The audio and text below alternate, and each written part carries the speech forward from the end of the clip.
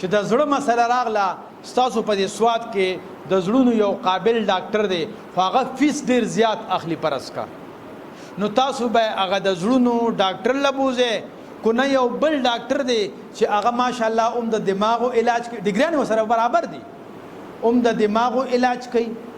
د زړه علاج کوي د سترګو علاج کوي نو تاسو به هغه د زړونو ډاکټر لبوزه کنه دا هر قسمه مرض علاج کوي او ډیګران مو سره شته دي هغه له به بوزه صرف د زړونو ډاکټر لکنه دا بلم ډاکټر دی معلومه دا خبره شولا چې چېرې تاسو یو فیلډ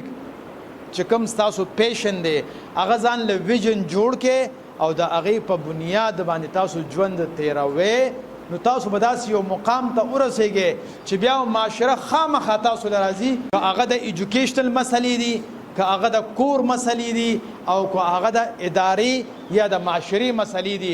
د خپل ادارې د روښانه مستقبل لپاره پښتون لارښود ټیم سره رابطه وکړئ